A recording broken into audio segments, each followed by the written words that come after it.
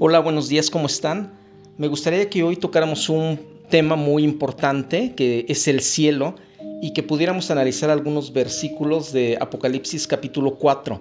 El libro de Apocalipsis fue escrito con un propósito, bueno, con dos propósitos. Uno, que conozcamos las cosas futuras, la escatología, todo aquello que va a acontecer, el orden de acontecimientos, pero también Apocalipsis fue escrito para que el pueblo de Dios tenga reposo, para que el pueblo de Dios tenga una esperanza bienaventurada y para que sepamos que muy a pesar de todo lo que puede venir, plagas, hambres, pestes, terremotos, el anticristo, la apostasía, etcétera, todas las cosas malas que bueno, Apocalipsis profetiza, pero como muy abiertamente, a pesar de todo esto, que sepamos que Satanás no va a ganar, que sepamos que el mal no va a ganar y que Dios y el bien siempre triunfan sobre el mal. Entonces es como un consuelo el libro de Apocalipsis, porque les dice o nos dice a todos los cristianos, bueno, a pesar de tribulación, a pesar de que pases por angustia y prueba,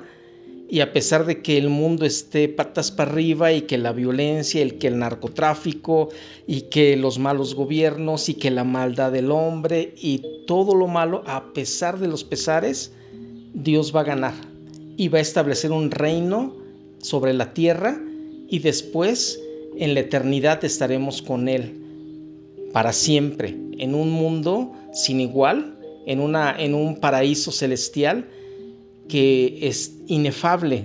Ni siquiera alcanzamos a dimensionar cómo es ese lugar. Entonces el propósito por el cual yo quiero hablarles del cielo es como un consuelo muy bienaventurado de lo que nos espera aquellos que le hemos entregado la vida a Jesucristo. Hay dos lugares, cielo e infierno, y depende de ti dónde lo quieras pasar. Es una noticia tan buena el Evangelio, que todo aquel que recibe a Cristo como su Señor tiene vida eterna. Así de fácil, ¿sí? Y necesitas recibirlo como Señor y Salvador y tú tendrás vida eterna. Pero eso implica obediencia. Y bueno, ese es otro tema, ¿no? Vamos a ver Apocalipsis capítulo 4, pero como yo les decía, hay una fascinación sin precedente por conocer cosas del más allá, tanto cristianos como incrédulos. Si son cristianos, hay muchos testimonios y libros de testimonios acerca del cielo, de personas que han muerto y Dios los ha resucitado y cuentan lo que hay allá. Y hay un sinnúmero de historias. Claro, no podemos basarnos en testimonios para enseñar doctrina. Tenemos que basarnos en lo que dice la Biblia, y sabemos que es inerrante y que lo que la Biblia dice es 100% la palabra de Dios y es 100% verdad. Pero bueno, nos gozamos de que hay milagros y que hay gente que Dios la ha traído y la ha resucitado y nos cuenta experiencias increíbles. Pero realmente debemos estar basados no en eso, sino en lo que dice la Biblia. Hay series de televisión, hay películas, está la de Ghost, La sombra del amor. ¿Qué hay allá? ¿Qué hay después de la muerte? Y pasan series de televisión donde gente se comunica con los espíritus de los que acaban de partir para ayudarlos a pasar al otro lugar. O sea, muchas cosas que realmente no tienen un fundamento bíblico, ¿no? Pero ¿por qué pasa esto? Porque hay una fascinación por el tema. ¿Qué hay más allá? ¿Cómo es el cielo? ¿Cómo es Dios? Bueno, Dios es espíritu, según Juan capítulo 4. Ahora, vamos a Apocalipsis capítulo 4, versículo 1. Juan, el apóstol Juan, está escribiendo este libro y dice: después de esto miré. ¿Después de qué? ¿Después de qué? Bueno, pues después de lo que narra en el capítulo 1, 2 y 3. En el capítulo 1, Juan narra acerca de la revelación del Hijo de Dios. Es una revelación de Jesucristo como el alfa y el omega, el principio y el fin. Y es una revelación increíble. Y luego en el capítulo 2 y 3 nos habla acerca de las 7 iglesias en Asia, que son iglesias que existieron geográficamente y hubo un mensaje para esas iglesias. Y muchos estudiosos piensan que esas iglesias tienen que ver con los periodos de historia de la iglesia. Pero bueno, dice Juan que después de que tiene esta revelación, después de esto miré y he aquí. Y cuando dice he aquí es una señal así como no tanto de extrañeza, sino como que quiere enfatizar algo, que pongamos atención en una revelación que él acaba de recibir. Y dice, y he aquí una puerta abierta en el cielo. ¡Wow! ¿Cuántos no quisiéramos tener una revelación como Juan, ¿no? Que se nos pudiera enseñar lo que hay más allá y que Dios nos dé consuelo, nos dé alivio y que estemos en un lugar inefable, en un lugar de vida abundante, de paz sin igual, en el que el tiempo no existe y en el que realmente lo único que queremos es estar en ese lugar donde está la presencia de Dios. Y a Juan le fue abierta esta puerta y él empieza a tener una revelación que Dios está permitiendo que él conozca para que él comparta. Y siempre Dios lo permite con algún propósito. Dice, y he aquí una puerta abierta en el cielo. Y la primera voz que oí, como voz de trompeta, hablando conmigo, y dijo, sube acá, y yo te mostraré las cosas que sucederán después de estas. Mucha gente ve en este versículo el rapto de la iglesia, porque dice sube acá. Sin embargo, no está hablando aquí del rapto, no hay ningún argumento como para decir que sube acá significa el rapto.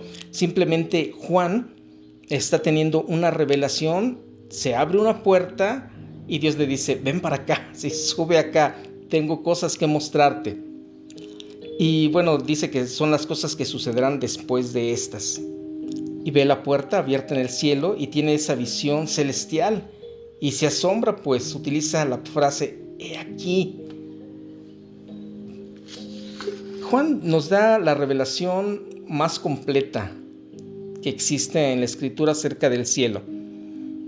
Esta revelación yo creo que aún está muy limitada a lo que es el cielo, a todo lo que hay allá, a todo la grandeza inescrutable de la persona de Dios y de ese paraíso celestial que nosotros en nuestra mente finita y física no alcanzamos a entender lo infinito de Dios y lo espiritual de Dios.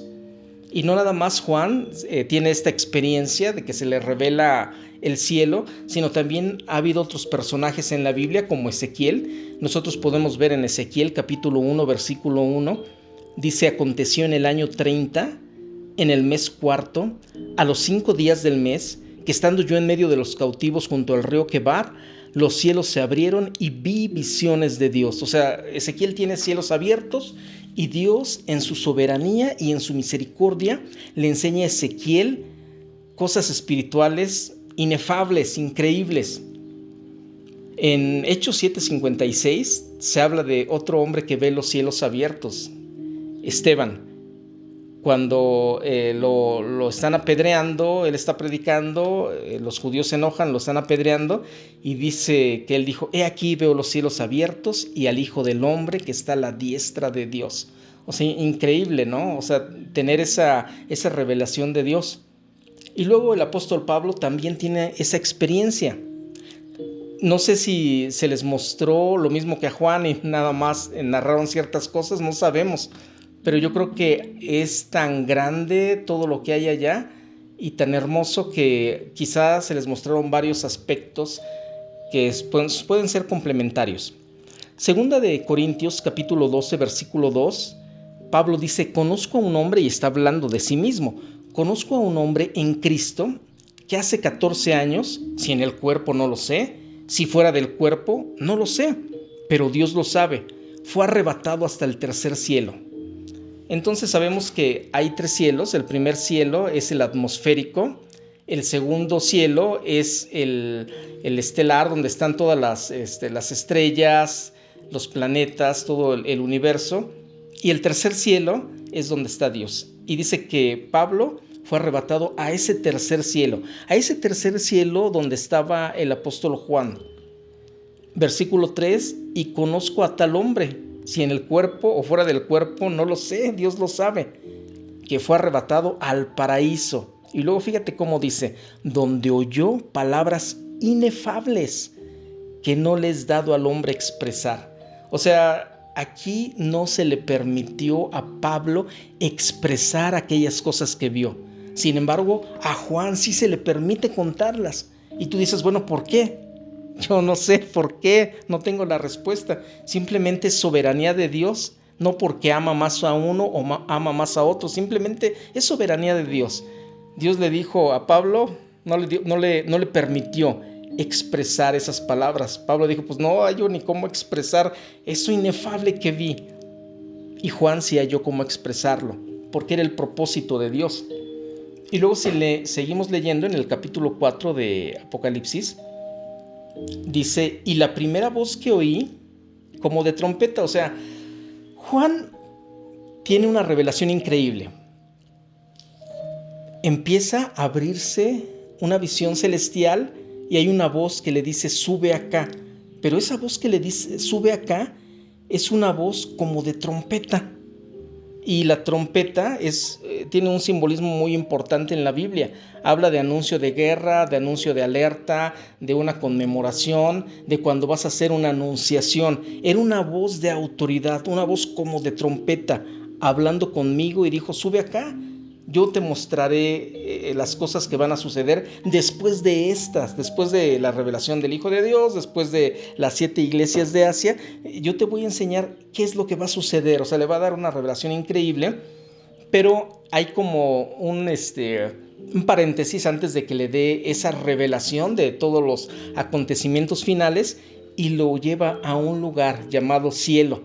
Y en este lugar llamado cielo, Juan experimenta y Juan ve la grandeza y la majestad del Rey del universo, como trayendo un mensaje diciendo, por mucha maldad que haya, por muchos anticristos que vengan, por muchos falsos maestros que vengan, por mucho dolor y enfermedad que haya en la tierra, no va a ganar el mal.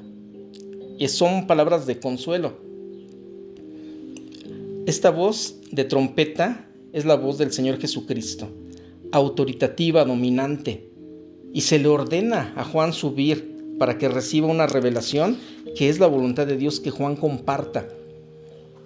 En el versículo 2 del capítulo 4 de Apocalipsis, dice Juan, y al instante, o sea, en cuanto se escucha esa voz de trompeta, al instante yo estaba en el Espíritu. Estar en el Espíritu es una expresión del Antiguo Testamento que me habla de estar en la presencia de Dios. Yo estaba en el Espíritu, estaba recibiendo una revelación sobrenatural. Y he aquí un trono establecido en el cielo y en el trono uno sentado. Esta visión de Juan tiene que ver primeramente, está centrada en el trono de Dios. Y el trono lo mencionan así para que nosotros como humanos, como hombres, entendamos estas cosas. Es un símbolo de gobierno.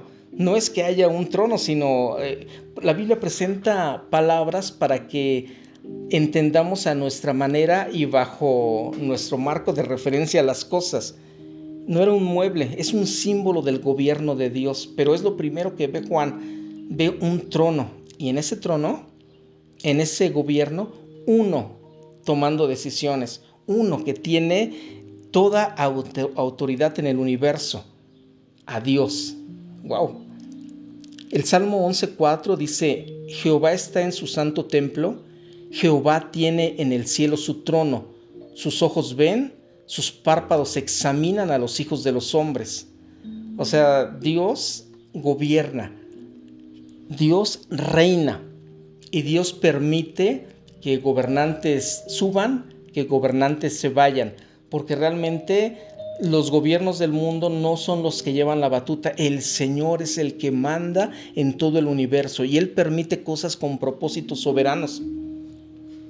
Pero bueno, estaba, dice Juan, en un trono establecido, un trono firme, permanente, inamovible, y estaba sentado en ese trono. Y cuando dice que estaba sentado no se refiere a una postura de reposo, sino de gobierno, de reinar, de imponer su justicia. Isaías capítulo 6, versículo 1, fíjate, también Isaías tiene una visión similar. Dice, en el año que murió el rey Usías, vi yo al Señor sentado sobre un trono alto y sublime, y sus faldas llenaban el templo. Entonces Isaías ve también la grandeza de Dios en esa revelación. El profeta Micaías en Primera de Reyes 22:19, entonces él dijo: oye pues palabra de Jehová, yo vi a Jehová sentado en su trono, y todo el ejército de los cielos estaba junto a él, a su derecha y a su izquierda. ¡Wow! Esto es increíble. Salmo 47:8 dice: reinó Dios sobre las naciones, se sentó Dios sobre su trono, sobre su santo trono, dice. Entonces me habla de el gobierno santo y perfecto de Dios, y es lo que primeramente ve Juan antes de las revelaciones del fin, antes de que empiece a ver lo que son los sellos, las trompetas, las copas, los ángeles, la gran tribulación, el milenio, etcétera. Antes de todo eso, él tiene un encuentro con el trono de Dios. O sea, es así como que muy fascinante, ¿no? Y nos trae a nosotros mucho consuelo, sabiendo que esta vida es pasajera. Y por mucho que vivamos aquí, va a pasar. Pero nos vamos a encontrar con el Señor. Y más vale que estemos apercibidos y más vale que le hayamos entregado la vida al Señor.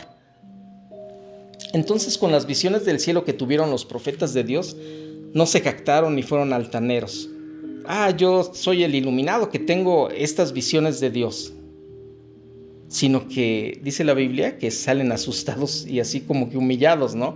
Vemos a Daniel cuando tenía las revelaciones, cómo desfallecía su cuerpo. O sea, cuando nosotros, sean pastores, no sean pastores, a Dios le place revelarnos cosas. Esas cosas tienen que estar basadas y confirmadas en su palabra. No puede haber revelaciones del cielo que se contradigan con la palabra de Dios. No es posible.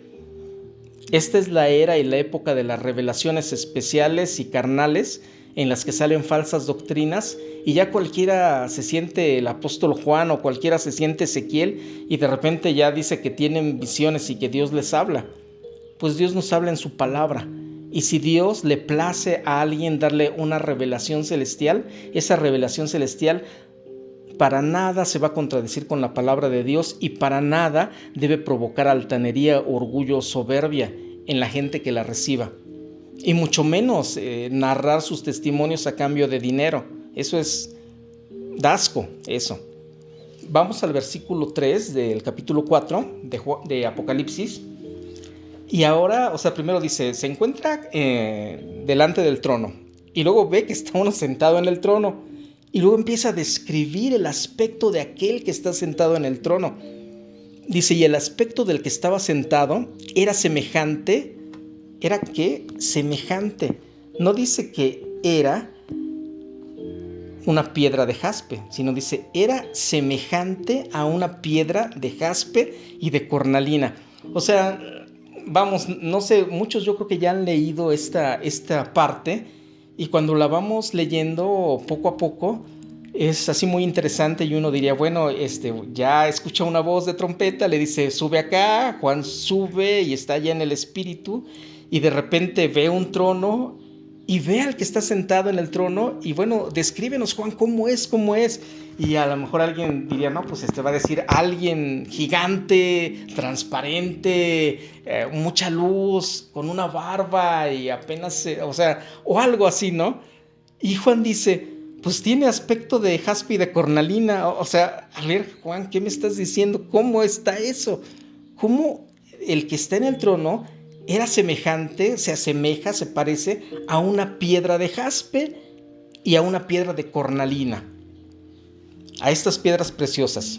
Dice, y había alrededor del trono un arco iris semejante en aspecto a la esmeralda. O sea, Juan, dentro de su marco de referencia, él compara la persona de Dios con una piedra que se llama jaspe y una que se llama cornalina, y que hay como un arco iris que se parece más a la esmeralda.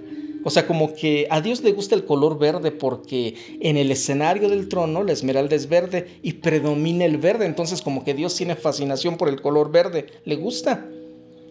Pero, ¿a qué se refiere que era semejante a piedra de jaspe y de cornalina? Esto nos recuerda a la luz centelleante, el fuego y los vívidos colores de la visión de Ezequiel. Pero, fíjense, Apocalipsis 21:11 dice: teniendo la gloria de Dios y su fulgor, era semejante al de una piedra preciosísima, como piedra de jaspe. Otra vez, el capítulo 21 de Apocalipsis otra vez dice, como piedra de jaspe, diáfana como el cristal. Entonces, a ver, ¿qué es la cornalina? Bueno, la cornalina es un rubí rojo, flameante. Esas dos piedras estaban en el principio y en el final de las piedras del pectoral del sumo sacerdote, según Éxodo capítulo 28. Pudiera ser que estas piedras representen el pacto con Israel, pero algo muy interesante es que si nosotros checamos en el griego, la palabra, bueno, la piedra cornalina, aquí hay dos cosas, ¿no? Número uno, la piedra cornalina, según el orden de las piedras que estaban en el pectoral del sumo sacerdote, esa piedra de cornalina era la primera y representa a Rubén. Y el jaspe representa a la última piedra, que es Benjamín, porque cada una de las piedras representaban a una de las 12 tribus de Israel. Entonces, si checamos en el griego, Rubén significa, en hebreo, Bet, un hijo. Y Benjamín significa hijo de mi mano derecha. O sea, ¿no te suena algo así como que conocido, como que tiene un propósito que a Juan le pareció que el aspecto del que estaba sentado en el trono era de jaspe y de cornalina? Es una revelación del Señor Jesucristo. Hijo de mi mano derecha y ved un hijo. O sea, es increíble, ¿no? Todo el simbolismo que aparece aquí. Y dice que también había alrededor del trono un arco iris semejante en aspecto a la esmeralda. Y es lo que les dije, que el color predominante era el verde alrededor del trono de Dios. En Ezequiel 1:28 dice: como parece el arco iris que está en las nubes el día que llueve, así era el parecer del resplandor alrededor. Esta fue la visión de la semejanza de la gloria de Jehová, y cuando yo la vi, me postré sobre mi rostro y oí la voz de uno que hablaba. Entonces, ¿qué representa el arco iris? Bueno, el arco iris representa equilibrio perfecto, reconfortante para los flamantes destellos del juicio de Dios. O sea, Dios es 100% amor, pero 100% juicio. Y hay relámpagos, truenos, centellantes, habla del juicio de Dios, pero en medio de eso hay un arco iris que habla de pacto, habla de misericordia. Entonces, aunque Dios es fuego consumidor y es juicio, también es un Dios de amor y un Dios de gracia, misericordia y pacto. Y podemos leer Génesis 9:13 y nos habla del simbolismo de esto. Bueno, pasemos al versículo siguiente, el versículo 4. Dice: y alrededor del trono había 24 tronos, y vi sentados en los tronos a 24 ancianos, vestidos de ropas blancas, con corona de oro en sus cabezas.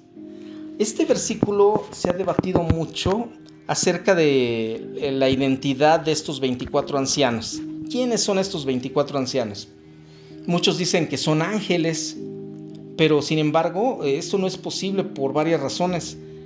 Nunca se le ha dicho a los ángeles que van a gobernar, sino, por ejemplo, Hebreos 1:14 dice que son espíritus ministradores enviados a favor nuestro. Son servidores, no son los que gobiernan. Tampoco a ningún ángel se le ha llamado anciano. Y tampoco es exclusivo que solo los ángeles visten de blanco, ¿no? Entonces no creo que sean ángeles por esta razón. No creo que estos 24 ancianos sean ángeles. Tampoco nunca se promete coronas para los ángeles, ni se ven que tengan coronas. En Revelaciones no se ven ángeles con coronas. Antes dice, por ejemplo, 2 de Timoteo 4:8, que Pablo dice que ya después que acaba su labor, él va a recibir una corona de gloria. O sea, sí habla de coronas, pero no para ángeles. Pero entonces, ¿quiénes son estos 24 ancianos? ¿Serán humanos? ¿Por qué son 24? Muchos han dicho, bueno, representa a las 12 tribus de Israel y a los 12 apóstoles. Y podemos especular mil cosas, pero cuando no hay algo establecido en la Biblia que nos diga hermenéuticamente y gramaticalmente que esos 24 ancianos representan a cierta, no sé, a un tipo de seres que a lo mejor no son ángeles o representantes de la humanidad, pues no podemos sacar conclusiones, porque entonces sería poner ideas en la Biblia que la Biblia no está mencionando claramente. Sin embargo, lo que a Dios le plujo revelarnos es que alrededor del trono hay 24 ancianos. ¿Y quiénes son? Señor, pues no sé quiénes sean. Versículo 5 dice, y del trono salían relámpagos y truenos y voces. Y delante del trono ardían 7 lámparas de fuego, las cuales son los 7 espíritus de Dios. ¡Wow! Delante del trono salían relámpagos. Habla de el juicio de Dios, habla de todo el poderío de Dios, truenos, voces. Pero también arden 7 lámparas de fuego, los cuales son los 7 espíritus de Dios. En Éxodo 19:16 pasa algo muy similar. Dice, aconteció que al tercer día, cuando vino la mañana, vinieron truenos, relámpagos y espesa nube sobre el monte y sonido de bocina muy fuerte, y se estremeció todo el pueblo que estaba en el campamento. O sea, cuando hay una revelación de Dios, es tan fuerte la presencia de Dios, su santidad tan elevada, más allá de los estándares de santidad que podamos imaginarnos, que hay truenos, relámpagos. O sea, Dios es santo. Y nada más a nosotros no nos fulmina por la pura gracia de Dios. Y nosotros somos aceptos en el amado, no porque nosotros, aunque nos portemos bien, seamos santos y ya tengamos ese grado de santidad como para poder ver a Dios, no, sino es porque nos ha cubierto la sangre de Jesucristo y nos son imputadas las buenas obras de Cristo a nuestra vida, y le son imputadas nuestros pecados en la cruz a Cristo Jesús. Imputar habla de cargar a favor o a la cuenta de. En Ezequiel 1:13 dice, cuanto a la semejanza de los seres vivientes, dice, su aspecto era como carbones de fuego encendidos, como visión de hachones encendidos que andaban entre los seres vivientes, y el fuego resplandecía y del fuego salían relámpagos. Otra vez, ahorita en Apocalipsis no hemos leído acerca de los seres vivientes, pero Ezequiel ya aquí los menciona en 1:13. No nada más está el trono de Dios, están los 24 ancianos, las 7 lámparas de fuego que representan los 7 espíritus de Dios. Y tú dices, ¿cuáles son esos 7 espíritus de Dios, no? Ahorita lo checamos. Sino que también hay 4 seres vivientes. Y aquí, bueno, no estoy hablando todavía de los seres vivientes, pero habla de que salían relámpagos del fuego.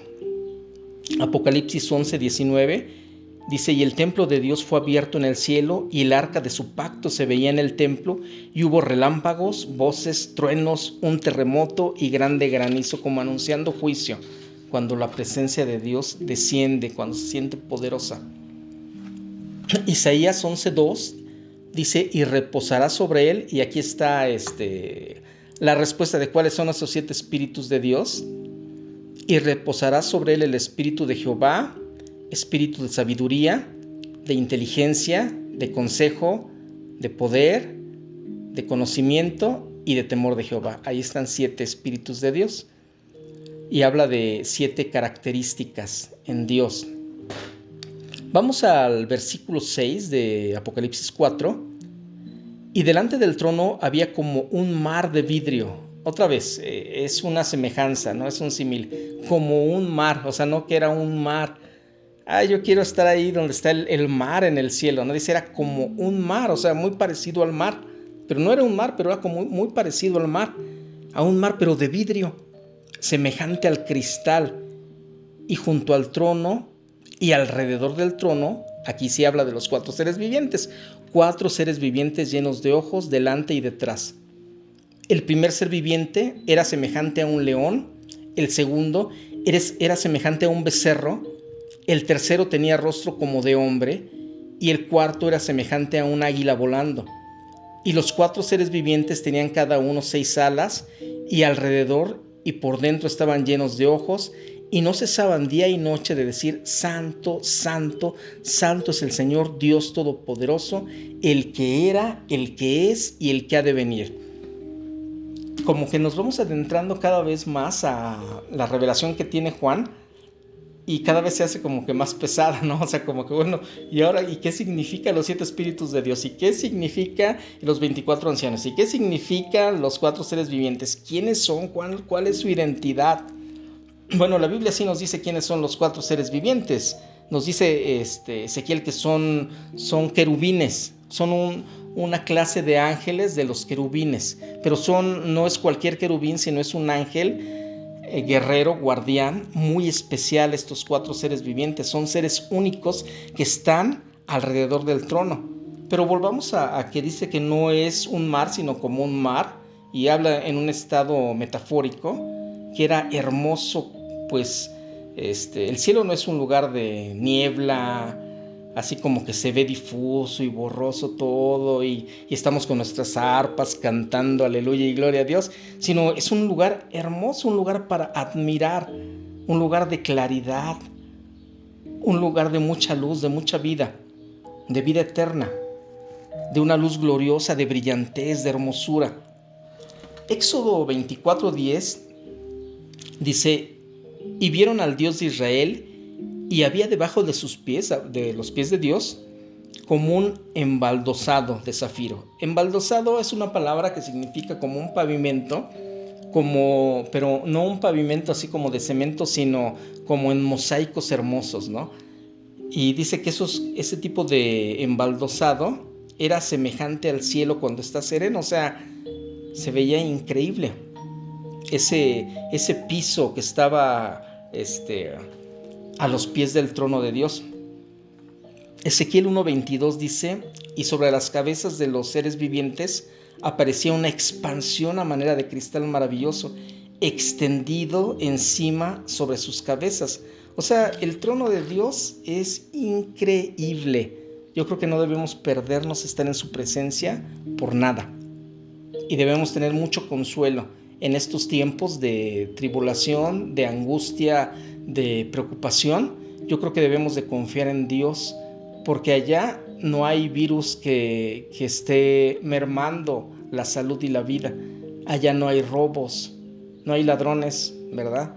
No hay ladrones, nadie mina ni hurta, nada, sino que está la presencia de Dios y hay gozo inefable y una felicidad perdurable. Ezequiel 1:26 y dice: sobre la expansión que había sobre sus cabezas se veía la figura de un trono que parecía de piedra de zafiro, y sobre la figura del trono había una semejanza que parecía de hombre sentado sobre él. O sea, semejanza, dice, sentado sobre él.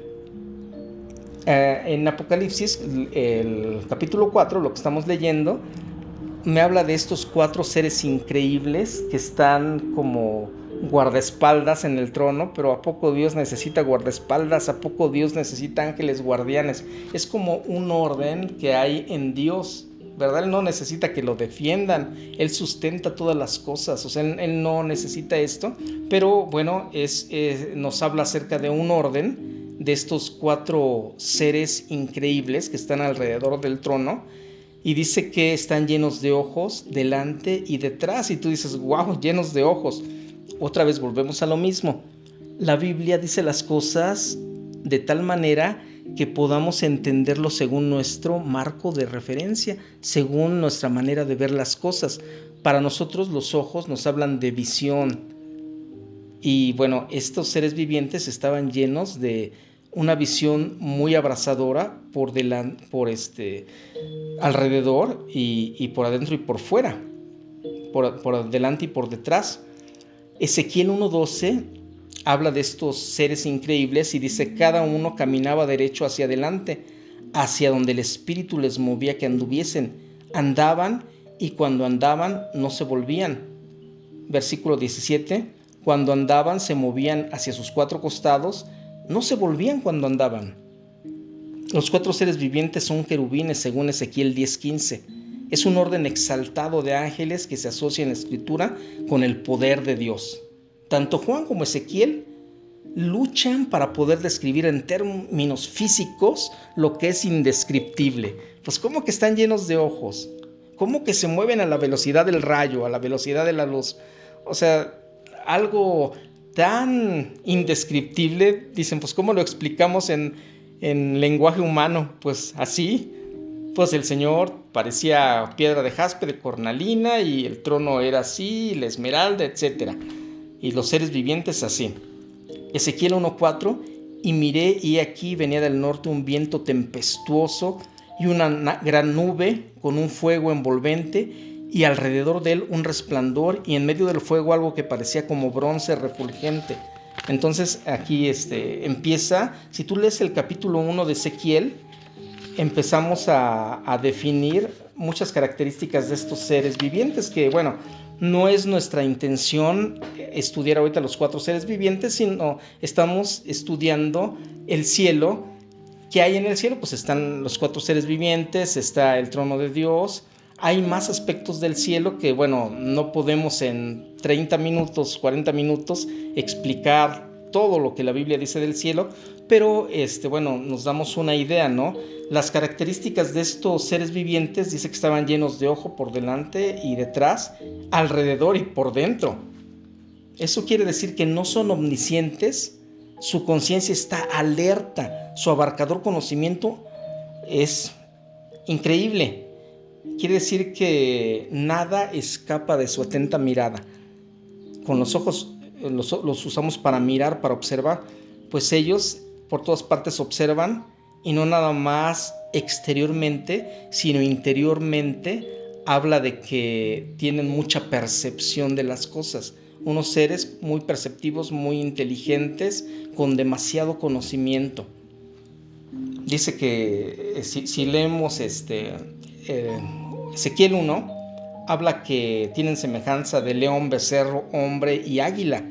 Y aquí, por ejemplo, el león representa a las criaturas salvajes, el becerro representa a los animales domésticos que tienen que ver con el servicio, y dice que esa semejanza de hombre también representa la corona de la creación, que tiene que ver con la razón. Y también dice que son semejantes a un águila volando, pues representa las criaturas que vuelan y que tiene que ver con la velocidad. O sea, hay más que hablar acerca de estos seres vivientes que hacen una referencia también a los serafines, que son otro tipo de ángeles diferentes, pero los serafines tienen 6 alas, ¿no? Y estos seres también tenían estas alas. Pero algo muy importante, dice que no cesaban, y yo creo que con esto vamos a acabar, y no cesaban día y noche de decir: Santo, santo, santo es el Señor, Dios Todopoderoso, el que era, el que es y el que ha de venir. No cesaban en su adoración a Dios. Y yo creo que es lo mismo. Nosotros estamos bajo la influencia del reino de Dios en la tierra. Allí es el reino de Dios celestial, pero aquí estamos con la influencia o bajo el reino de Dios. Quiere decir que somos súbditos de ese reino, y al igual que estos seres increíblemente inteligentes, veloces, poderosos, rinden todo su ser a Dios y le dicen: Santo, santo, santo. Entonces, si ellos lo hacen, están dentro del reino de Dios, aunque están ya pegados, ¿sí? Están impregnados de esa luz, de esa presencia de Dios. Nosotros, como hombres, a pesar de los pesares y a pesar de nuestras debilidades, deficiencias, y a pesar de nuestros sufrimientos y achaques y enfermedades y todo lo que tú me digas, debemos no cesar diariamente de adorar a Dios y decirle: Santo, santo, santo es el Señor, y reconocer que es todopoderoso, y como ellos dicen, el que era, el que es y que ha de venir. Y nosotros adorarlo por lo que Él es, porque Él es santo, justo, digno, y que nos consuele el saber que ese Dios santo, justo y digno ha de venir y va a juzgar y nos defiende. y tenemos una gloria inefable allá en los cielos, cuando nosotros somos cristianos verdaderos y nos hemos entregado al Señor Jesucristo de una manera real y genuina. Y bueno, hay 3 versículos para terminar el capítulo 4, ya los quiero leer porque pues ya llegamos hasta aquí. Versículo 9, y siempre que aquellos seres vivientes dan gloria y honra y acción de gracias al que está sentado en el trono, al que vive por los siglos de los siglos, los 24 ancianos se postran delante del que está sentado en el trono y adoran al que vive por los siglos de los siglos y echan sus coronas delante del trono diciendo, Señor, digno eres de recibir la gloria y la honra y el poder, porque tú creaste todas las cosas y por tu voluntad existen y fueron creadas. Yo creo que no hay palabras para describir todas estas elogios y toda esta adoración tan intensa, tan sincera y tan real que tienen los 24 ancianos, los 4 seres vivientes y todo aquel que ame al Señor Jesús con todo su corazón. Amén.